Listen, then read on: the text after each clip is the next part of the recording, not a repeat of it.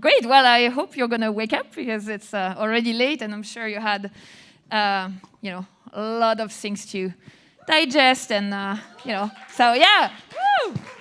You're not tired. I'm not tired. What? No, I'm very happy to present a great panel. We are 4 women and 1 man. Yes! And they're 4 exceptional women and an exceptional man as well. And I'm going to introduce them because we have 30 minutes, okay, guys? So we have to shush. So I'm going to ask them on stage, and please welcome them. Pierre-Etienne. I am the man of the panel. Nicole. Diane. And Kate Bass.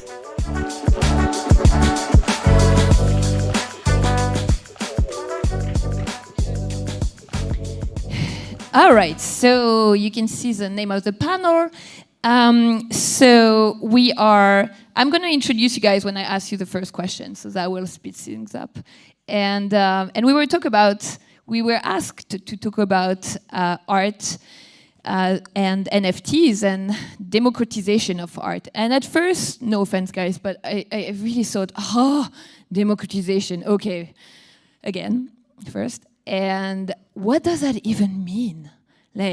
Everybody talks about it, but we don't really know. So I went back to the Oxford Dictionary and read the definition, which I'm going to read to you now. First, it is a transition to a more democratic process.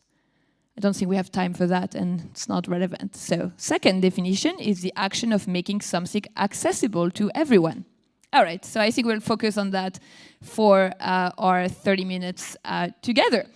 And I do want to start by talking about the creators. I think we're all here. You've seen the amazing art curated by Diane, by Nicole, by Magda out in the hall. And so let's start with artists and see how NFTs really allow more artists to create. So again, sorry, Pierre-Etienne, we have 1 man on stage. So I'm going to make you the courtesy to start, to reverse the courtesy. And so you founded Arago Studio, which is a Tezos-based gallery and production studio for creators and media brands. And the first thing that we can see on Arago Studio is a gallery of photographers who are starting to use NFTs. So wanted to ask you, why do they come? What's the draw of photographers? And can you tell us a little bit more why they join the space? Yes, there are about 3 billion pictures taken per day. So the digitalization of the photography, mainly shared on social media. We all have smartphones that take amazing photo. So it's becoming very difficult for people who do premium and art photography to make a living, because in the middle they say, why should I pay for this photo? I've seen the same on Instagram, or why should I pay for this photo? Because it's easily duplicable. So obviously, the technology of the NFT, of the tokens, they enable the ownership, the traceability, and they are a certificate of authenticity. So a lot of photographers, and the one we are working with, who are not in the actually art market, people who are in the real art market, in galleries, they have names, they are established.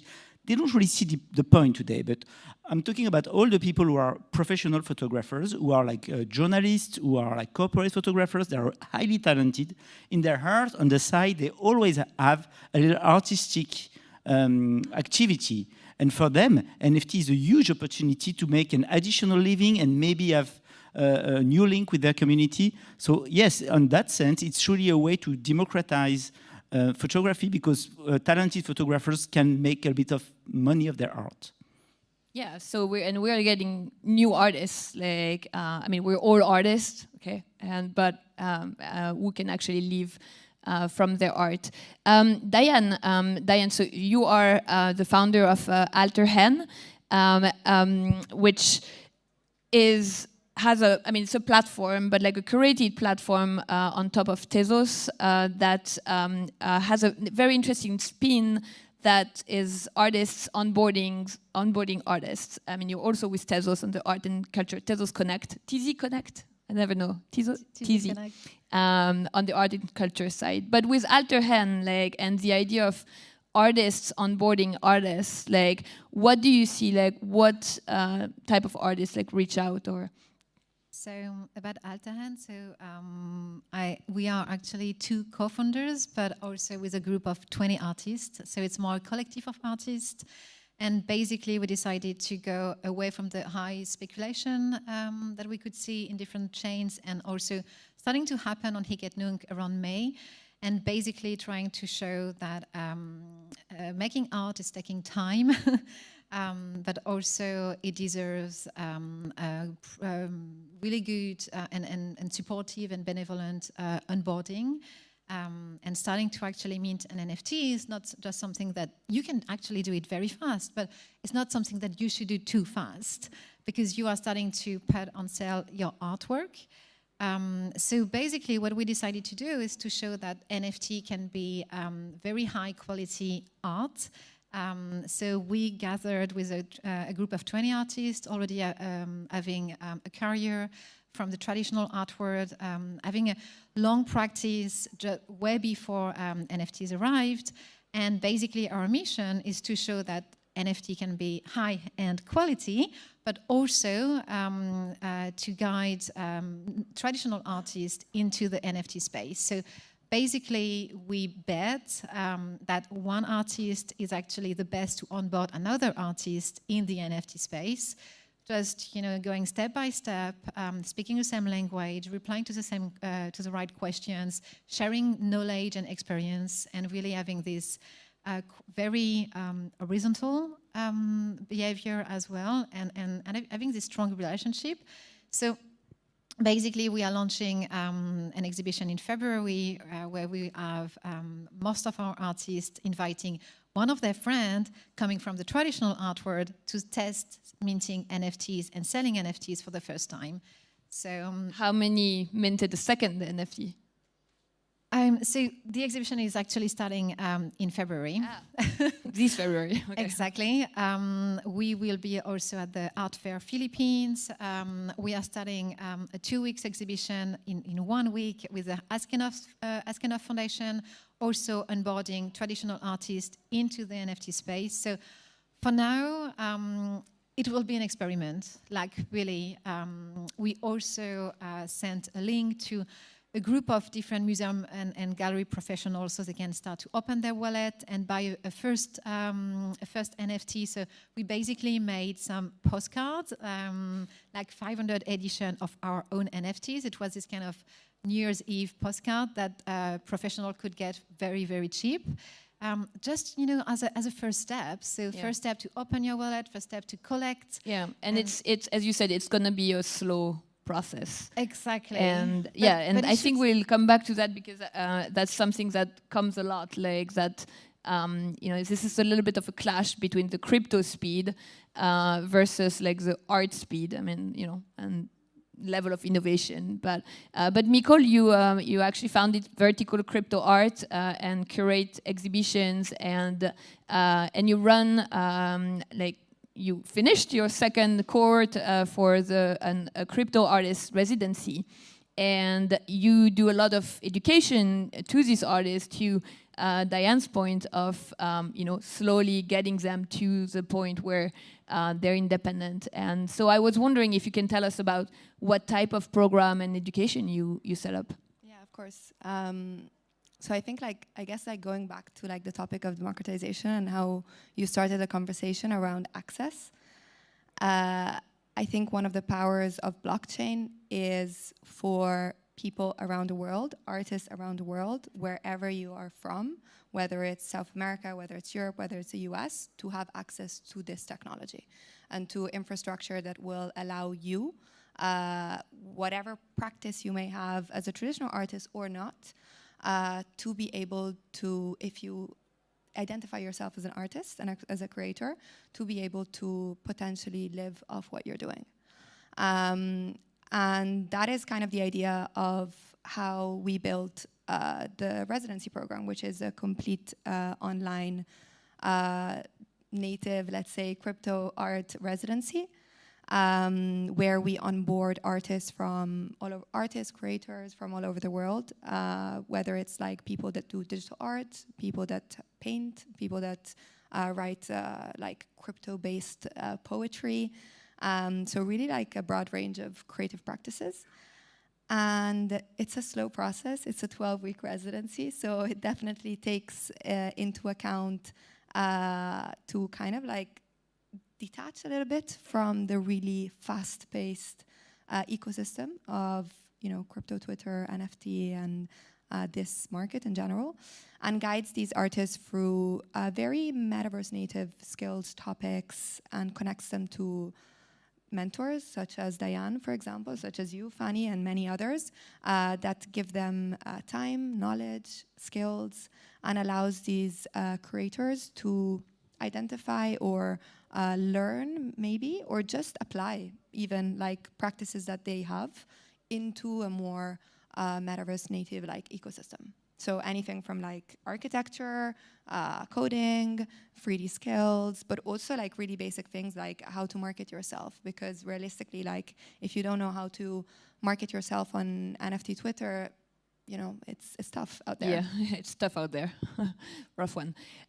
Great. So I think we covered like a lot of ground on the artist side. But Kate, I want to talk to you about collectors. Because you've been running Kate Vass Gallery in Switzerland for how many years? I don't know, actually.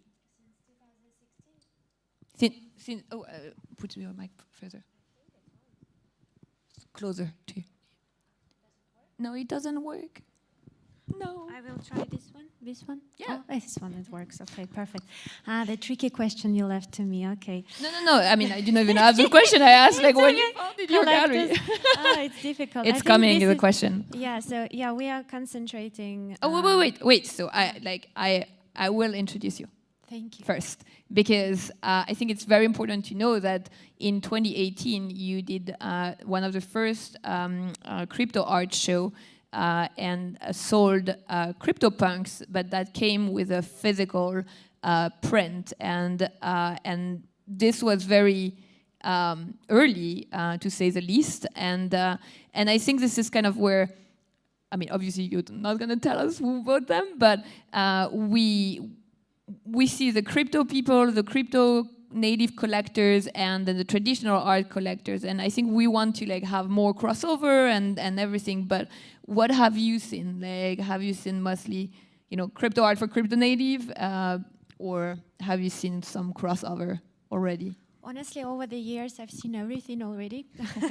Maybe there is more to come, and I'm sure there will be more to come. There will be metaverse experience and stuff like that, you know, like where we gather with collectors. I'm pretty sure it's going to happen soon. But to make a short overview on the story, how it all happened, literally, I've been consulting clients for more than 15 years on alternative investments, and opened up my advisory in 2016, which afterwards, because I'm originally been a collector and also like really understand the point of photography, because I also was collecting photography, and I remember that time in 2014, I think, I was in iPad in New York, and I was discussing this with one of the collectors, saying like, what about if a digital component, digital file for the digital photography would become the real asset, not the actually edition or the print?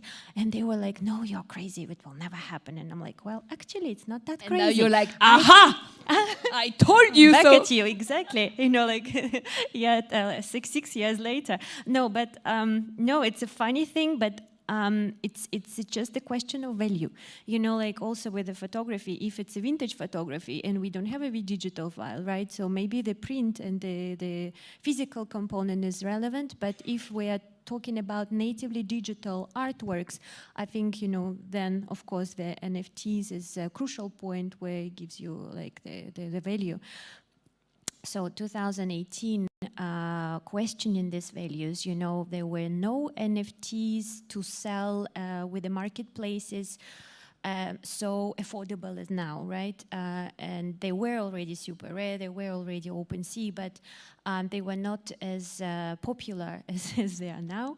So what we did, it was questioning the values and talking about cryptocurrencies and blockchain and the new technology and innovation in this now historical show around blockchain. And I think that was a turning point when the CryptoPunks became art. Because again, how do you convert from just a digital file to art? There have been in a traditional system known facts that you have to validate it somehow, right? In a museum or by private collectors or private institutions. And of course, once it ends up in a gallery, everybody starts to assume that this is probably art. But you know, back at that time, we spent a huge amount of hours explaining and educating collectors, traditional ones, by the way, not like tech-savvy, but traditional collectors, you know, about this new type of, what is NFT, non-fungible token? Oh my God, nobody could pronounce this term. And yeah, and they were like just giving us again the little trust, you know, by purchasing these items. And afterwards thanking us a lot, saying like, oh my God, thanks, you know, we believed in this and now we became millionaires or... And it's interesting, do you think like the physical print helped a little bit as a bridge? I hate that term, by the way, like the bridge between art and, yes. technology, but made them more comfortable because Absolutely. of the object. Yeah, I think so. Yeah, definitely. Back 2017, 18, it was difficult to explain that you are just transferring the file and where is it? Oh my God, I don't have a wallet. How do I set it up? You know, and stuff like that.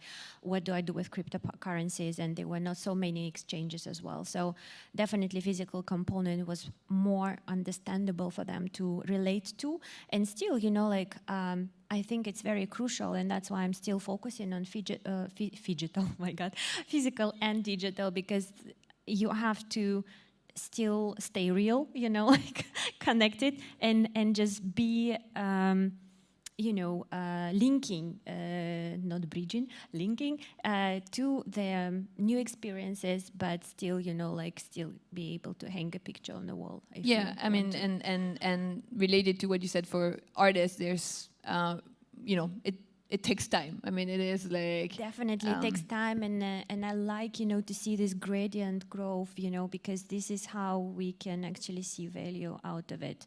And the speed of how crypto space and Twitter and everything is just, I don't know how you do that, guys, because it's just like 24 hours 7. All right, so let's just take a little bit like let's play devil's advocate, and we had the discussion with Nicole. I was like, but do we really want democratization, right? Like, I mean, is it? Do we want to make it? I mean, you know, who wants it? And I don't want to take or has an opinion on that, but I can start since you go for it. Well, you said it. No, I think it's like when we talk about democratization, it's interesting because actually, as humans, we tend to want to find groups. And we tend to want to, in a way, be part of a single group, right? And so also find like elitism in it as well. And you see it everywhere. Like you see it in the NFT space, but you see it in normal world as well. If you think about collectibles, if you think about even like the traditional art world in itself, you know. So when you talk about democratization of art, it's a very difficult topic, I think, to address. And like, do we really think that NFTs are democratizing art? Like, I don't know. I don't think so at this moment in time. I think the technology has the possibility to, again, going back to what I said, give access to many more people to be able to have a creative output through the blockchain. But we're still human beings, and we still have certain things that but actually on that, like, I think that's a very interesting... let's talk about the big elephant in the room, like the PFPs. Who, this is like Voldemort. Like, I think at first, I mean, right now, and Gauthier from Non-Fungible would if he was here, would tell you like the art is still like 10% of use cases of NFTs, whereas collectibles is like 70%. But so is it helping, or is it really not helping our case, you know, here? I think it's helping because it's part of a broader situation where basically digitalization is helping art. It gives access, you can show art, and I see it's quite cool that instead of showing all the time your ego, your images, your Instagram, where you're cool, people show an image which is the PFP, you can like it or not, but it's really, it makes you think about what is it? What's that? Why do they do that? And I think it's part of the education, it's really helping people in that time to democratize art, because it's one of the big questions. It's something new. It's something you've not seen before. So if we can maybe have people talk about it, and I'd rather have, like today, I like the way I see my Twitter. You can see a lot of images. They are very different, and you like them or not. And I think it's cool, and I think it's educating, such as like NFTs, like on Tezos, they are super cheap, and you see kids, they can sell their art for 1 or 2 Tezos. Other kids, they buy it. So it's part of an entire education where people are going to basically change their mind and spend their time online exchanging arts, and it's maybe better than exchanging likes on your Facebook account or Twitter account or whatever. And it's also something that we saw really at the beginning, you know, of Hic et Nunc and everything, like artists becoming collectors and actually supporting other artists by collecting NFTs. And because it's quite cheap, because it's super affordable, because you can also collect and support, because it's, you know, for me, it's actually becoming a new social practice or a new cultural activity. What do you want to do on Saturday night? Oh, I don't want to go out. I can just collect NFTs. I can just collect art. And that's something really cool to say, okay, people, they want just to collect art. And then they want to show it on their Twitter profile or whatsoever. So it is becoming a new cultural activity because it's so cheap, because it's so affordable. Like I'm talking about Tezos and all of these POS chains, of course. It is really opening up huge new cultural activity. Yeah. And also creating a new social space where people are actually showing what they collected. You know, that's something that I often do. I'm just actually posting, you know, the last 10 NFTs that I collected, and then I'm saying something to the others. It's a new social activity as well. Yeah, I think there's this, I think, we're all drinking the Kool-Aid. I mean, this entire building, like today. So I just want to take a step back because, you know, you might be doing that, I'm doing that, you're doing that, like, but like it's still very, very, very, very niche. And you know, going back to my percentages, like there's way more people looking at and collecting, maybe like, you know, probably trading PFPs. But do you think that could be one first step towards you know, more like collecting other things, like artists created unique, rare, whatever you could want to call it, art? Could be.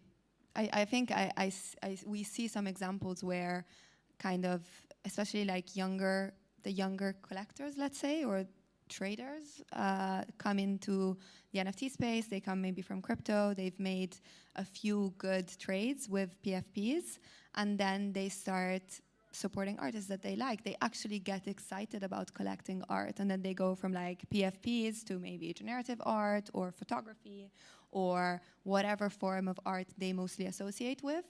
And actually, like I was speaking to a few people, and then they even go into collecting like physical art, which is, you know, it's exciting. Like it's new wealth generation, which if it gets transferred into a culture of, you know, supporting the arts and supporting artists, it's great.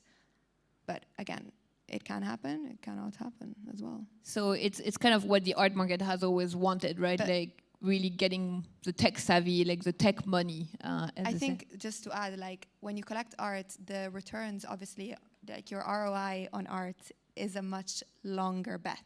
Slower. So obviously, like for somebody who's looking for a quick, like making money, which by the way, there's nothing wrong with it, on a day-to-day basis, on a week-to-week basis, on a month-to-month basis, collecting art is not really the quickest way to do so.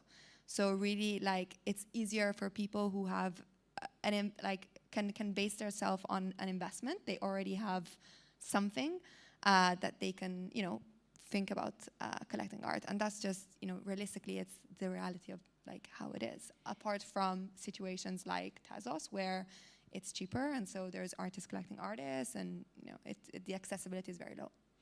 Also, what is quite amazing is to see that the community is celebrating the fact that everyone is collecting each other. Like back a few months back with the object for object, and lately item for item. It is becoming a huge celebration by the community to start collecting art together. And that's, it creates a big sense of community, of togetherness.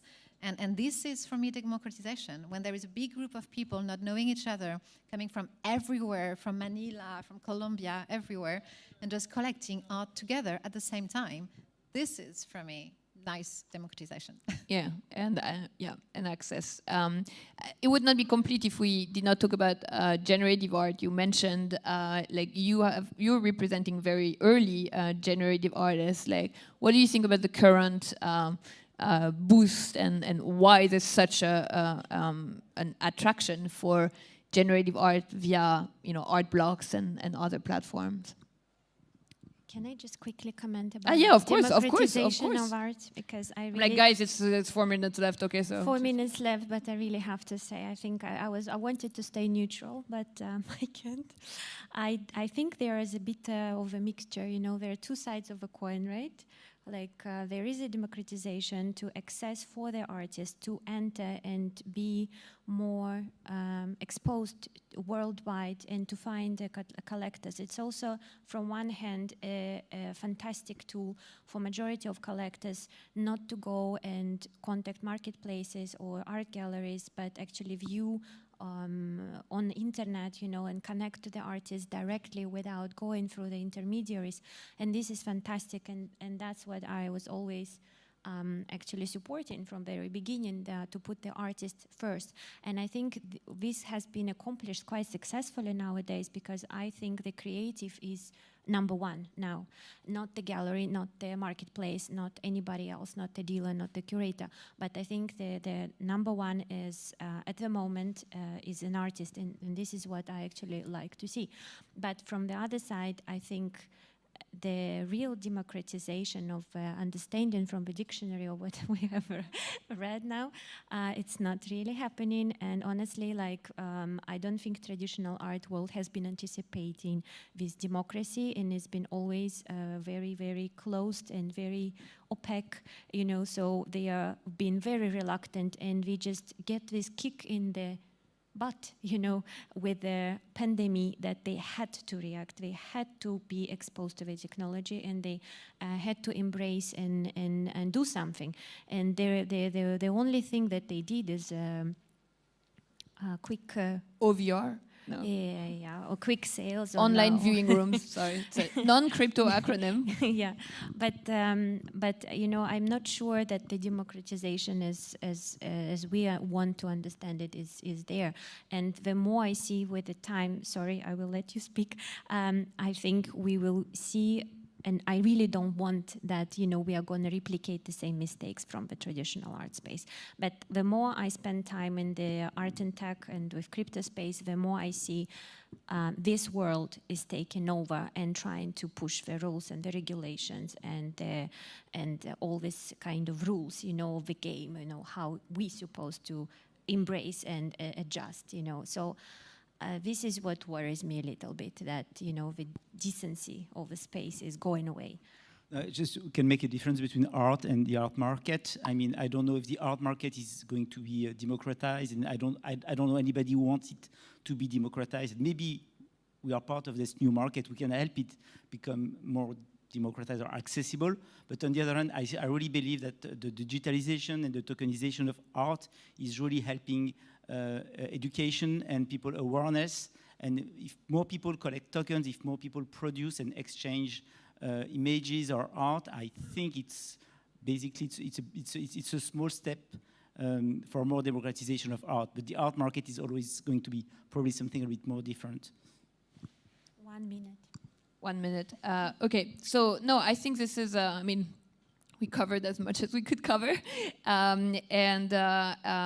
mean, just to summarize, it's really that notion of clash between the pace of the adoption, right? Like the crypto space is like very, very fast paced, and the art one is a little like, you know, on the slower side, and it will take time to educate like the collectors, the artists, and get them to, because this is quite new. It's still a very technical space where there's no easy to use tools. I mean, it's coming. And what you said, Kate, like about like we're really at a crossroad where we can still replicate the you know, problems and the elitism of the art market and just put that on the blockchain and be done with it, right? But I think everybody here today is like want to make a difference. There's really an ethos behind Web3, and in that ethos, there's like giving back the power to the creatives, and we all really fight for that. But hey, it seems really, I mean, yeah, it's. I'm going to be boring, but quality takes time. And of course, you know, that should be a T-shirt. Exactly. And yes. And yeah, so I guess, you know, this is why we have to spend more time and go with the right pace. Yeah, and yeah, so I think I'll let you applaud our amazing people. Thank you so much.